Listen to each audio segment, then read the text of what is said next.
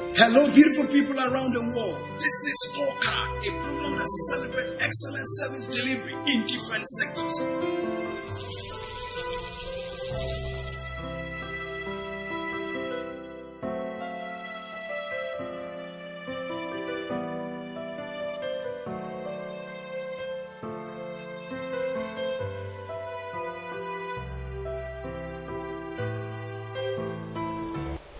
Hello, beautiful people around the world.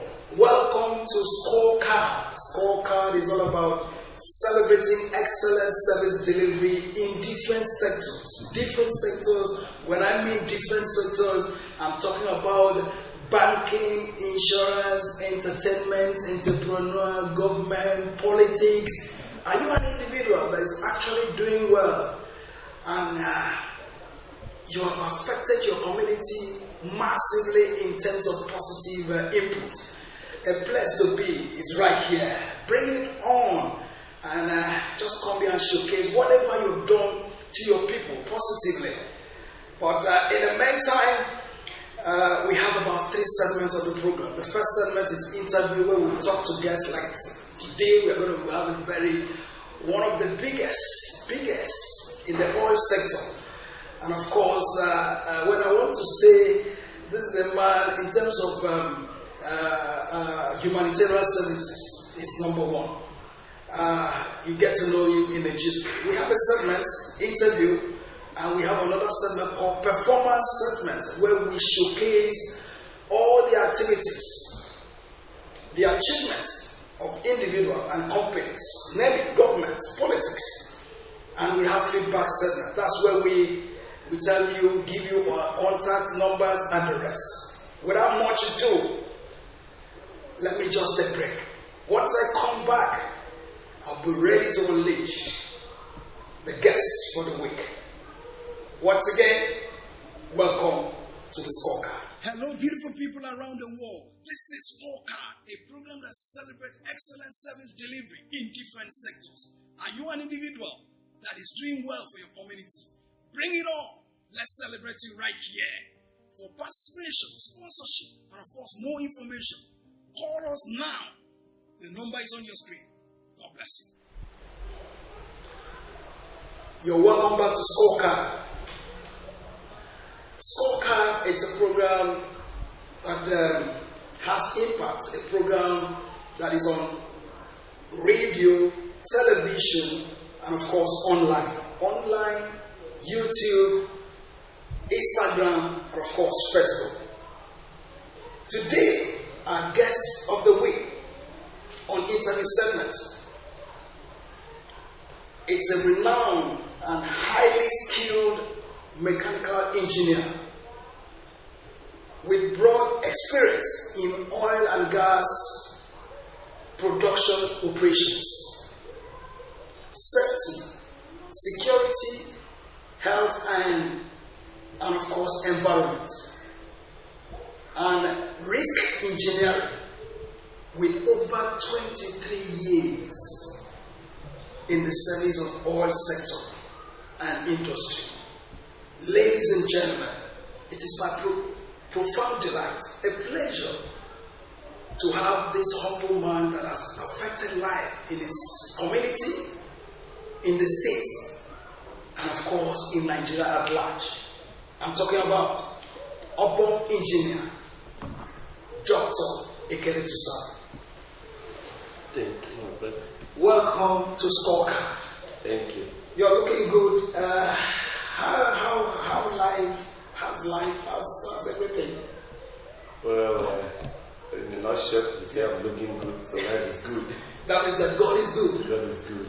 Thank you very much. Irrespective of your tight schedule, you create this opportunity for us to relate. A lot of people that do not know you really want to know you. Who is Obong Engr Dr. Ekerete Usak? I am Engineer Dr. Ekerete Usak. Those are titles. We call it Obong. This is what I work in the community for some more. That's Obong in Obong State. Obong Yeah. in Akwa State. So I'm from Ekerete Usak, and in my community, and I always refer to a lot of people that are the widow's son. My dad died when we were very young. My mom took care of us. By the grace of God, I'm a mechanical engineer trained. I have a lot of degrees, and that is not by the wayside. But I'm an individual that, by the grace of God and what God has done in my life, I take it as a real opportunity once I'm privileged to affect people. And that is one of the things that God has made for us. And the rich among us should be able to lift up those and not be to us. So, in a nutshell, I'm Ekerete Usak. I'm a widow's son. A little bit of your educational background. Well, I did my primary education in my village. I started in Lagos, came back to the village to complete. So my mom returned back to the village. So that was primary school, Ekerete. And after that, I went to Government Secondary School of Ike. I'm a proud alumni of Government Secondary School of Ike. Yeah. All in Akwa State. Then my university education was done at Federal University of Technology, Wari in Imo State. Okay. I also proceeded to do my master's program, but received COVID-19 and the rest I've not been able to complete. So currently, I am studying project management at the University of Salford, UK. It's an online program. And we go there frequently for physical attention and assessment.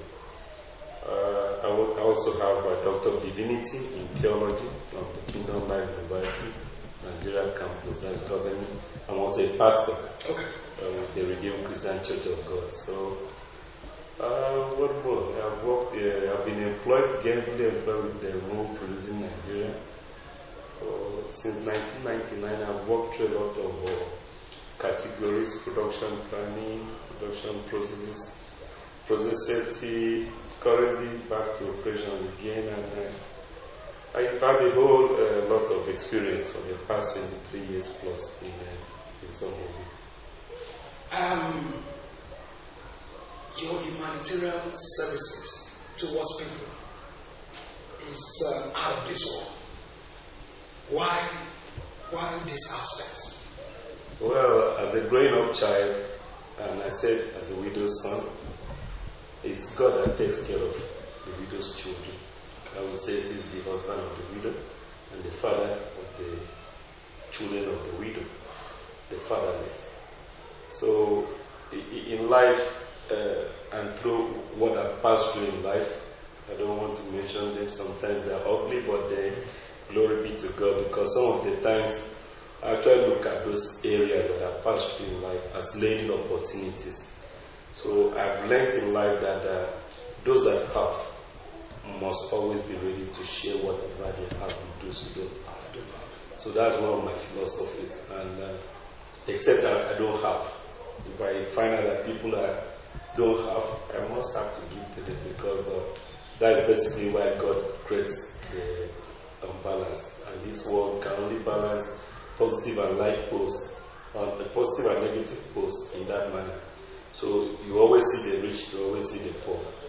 And the Bible says, as long as there is life, there will be seed time, there will be harvest time. So I also see humanitarian services as a seed that I'm sowing to humanity, which I don't want to count when I'm going to reap, because part of what I have is in sowing is that if you sow corn, it's not going to take long, you reap the reward of corn. But if you sow like mango trees, palm fruit, once the harvest time comes, you keep harvesting and harvesting. But the primary factor is that if God had provided for me, and I am who I am today, God has also put me in the same position to provide for others. So in the world, if God has lifted you up, He's asking you to lift others up with the other hand, and you are free. So basically, by going into humanitarian services is a matter of choice. We also observe, the Scorecard also observe that you are doing church planting as well. Yeah. Building churches. What are you looking for? Okay.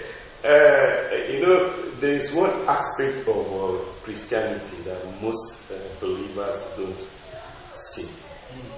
In the truth, when God has blessed you, the next thing you need to do is to build an altar for God. From history and from biblical perspective, God blessed Abraham. The same way I'm speaking to you about being a widow's son. Abraham was called to leave his own town to somewhere he never knew. And at that area, God blessed him. The next thing he did was to build an altar. And God still took him because God said, come to where I will show you, you will be established. When he went back to the next city, God blessed him to build an altar. Each time Abraham went, he was building an altar. So if you are a Christian and you really want to show that you are a Christian, God has blessed you, then you need to build a place for God. And that became a seed that Abraham sowed, and it became a blood DNA. The son Isaac also suffered the same thing with Abraham, but as soon as God blessed him, he built that altar. His son Jacob also got to a place he was running away from fear and from destruction. And the Bible says on that night, he saw angels on the ladder going up and down from heaven. And he had a fight with one of the angels. When he woke up, he noticed that his leg was broken. The next thing was to pick the stones and say, this is better than upon this place I'll build an altar. When he returned with safety of the Lord, he surely built that altar there. So, if you are a child of God and you've been blessed by God, if your blessings is from God, then you need to remember God by building it. In the book of Micah, chapter number 7, God actually speaks to us about it. He said God can take you from where you are doing well to where you will suffer. And at the time when your captors think they are done with you, the Bible says it will cause the plows that you were using to work to become weapons in your hands for you to destroy your captors, and then the wealth will be transferred to you. But after that, you remember to build an altar.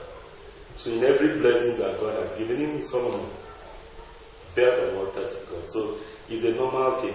If you are deeply rooted in the blessings of the Lord, then you must be able to remember that it is an opportunity for you to build an altar. Example in our Bible state of today, people have actually spoken about building the altar of the Lord. If God has blessed him, that's the rightful thing for him to do. So, in all this, planting churches for God, church plants and all that, humanitarian services to people, has it really touched you? Someday, how will I get back all this? You have such thoughts in your mind? Like I said, when you sow, you don't need to think of when you're going to reap. It depends on what you are sowing. Okay. But I can assure you, there are some soil that you cannot sow certain plants. When it gets to humanitarian service or affecting people, you will understand what life is all about. The day, like the parable I normally share with people, the parable of the banana. There's a young man who felt that things were so difficult and hard in his community, and he had a bunch of banana to eat. So he said to himself, I will eat this banana. I have a rope on this tree. He climbed the tree, put up the rope. He said after eating the last banana, he was going to hang himself and die. And God so blessed him that the last peel of the banana that was dropped, and he saw some other person at the base of the tree picking up the peel and saying, God, I thank you for this peel of banana, because now I will eat and be alive. So the young man couldn't kill himself again. He said, if I can eat banana and somebody else is thanking God for the pills, then I'm better than some people. Now, if you affect a life that turns out to be the life that nearly died, you save a soul. And that soul can never forget God. So that is the thing with humanitarian service. You cannot tell what you will get back from it. But I can assure you, if you are a Bible student and you are reading the Bible, you will realize that Abraham paid tithe to Melchizedek. And as the Bible will say, if God is well pleased with you, He will bless you up to the 4th generation. Abraham did not receive the blessings of the tithe. Isaac did not receive. Jacob did not receive. It was Levi, the great-grandchild of Abraham, that received the benefit of the tithe.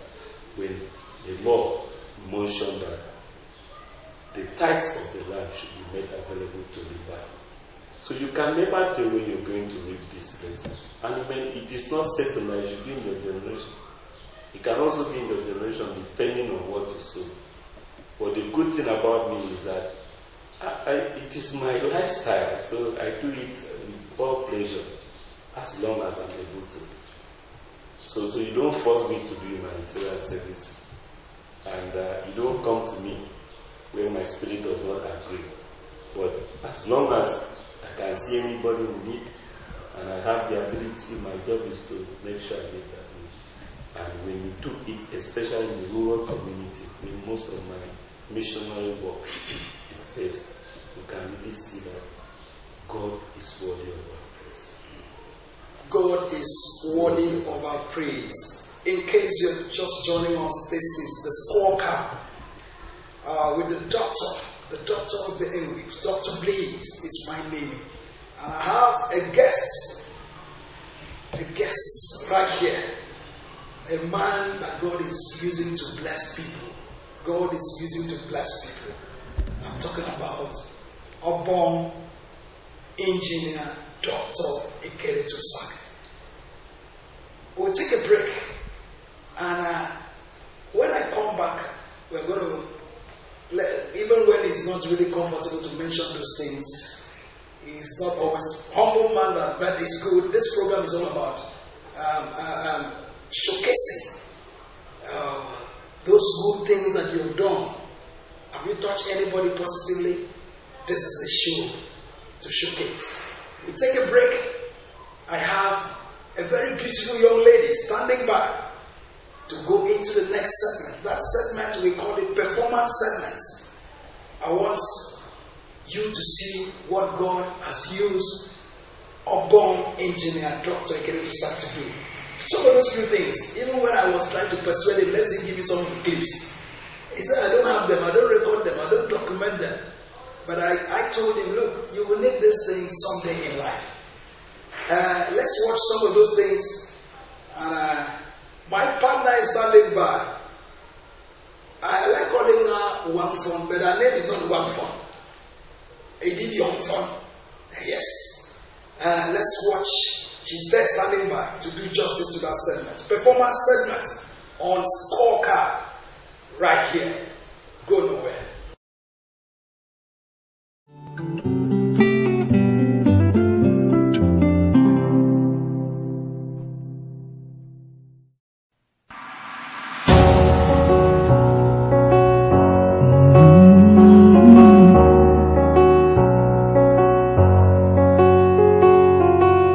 You don't hustle tire. You know they take you holiday. You write application, you go for auditions, but still it be like saying no they pay. They don't laugh you tired. Some say until your mate get the aeroplane. Before you go make calm, you beg God to make calm. But see, everybody getting late. So my brother hustle, so my sister walk. No condition lasts forever, your own turn will come. So my brother hustle, so my sister walk. Peace you know they. Wow, this really is amazing. Imagine such love for humanity. The empowerment, the scholarship, the sharing of school bag and school material for children. Wow, this really is good. The effort of this man really cannot be underestimated. I hope you enjoyed the performance segment on the program, The Scorecard. I remain Gideon from Michael. Thank you.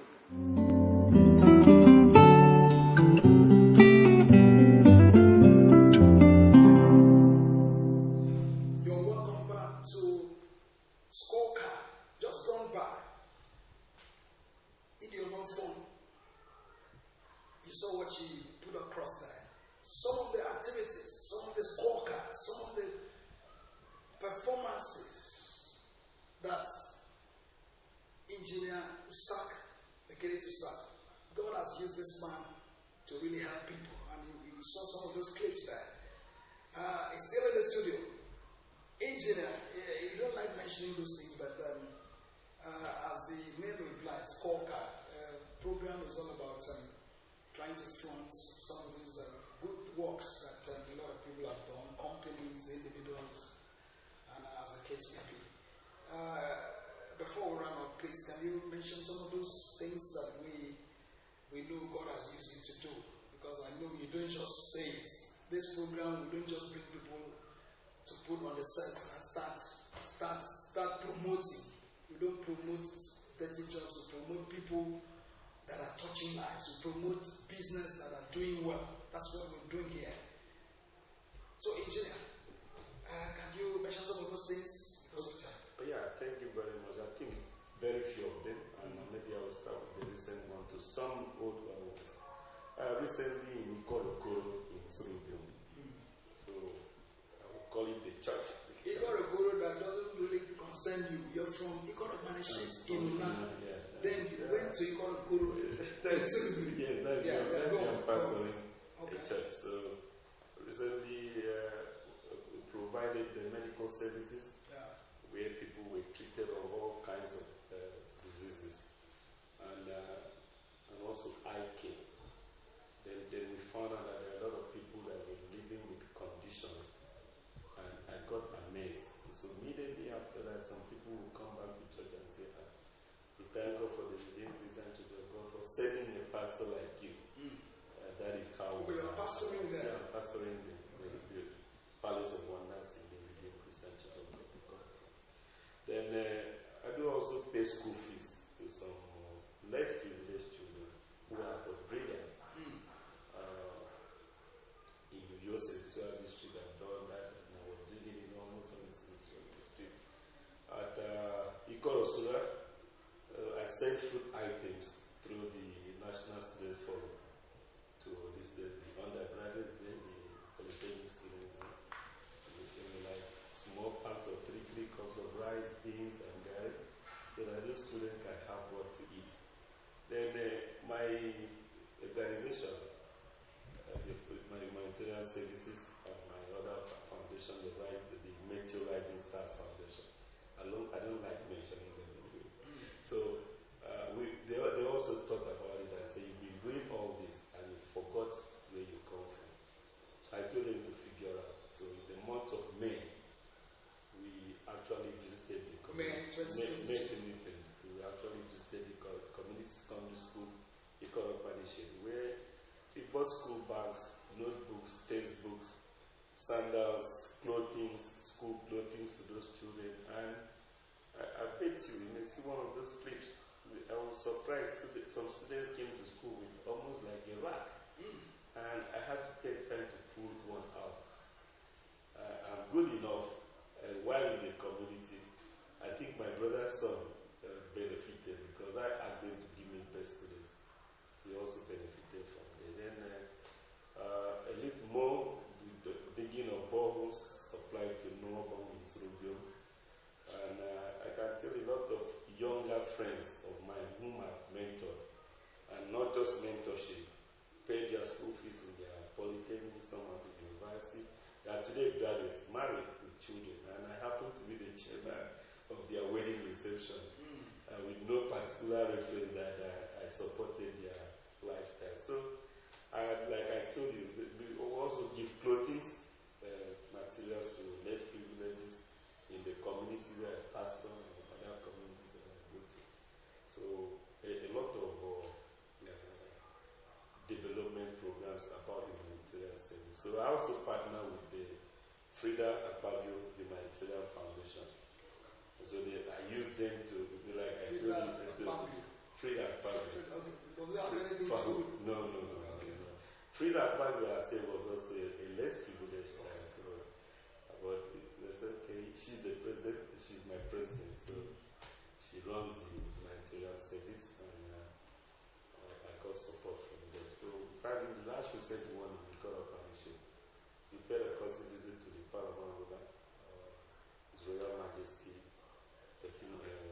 Remonian. So, and he was saying this is the kind of thing that we want people to do. But the other aspect of it is why I don't like mentioning it.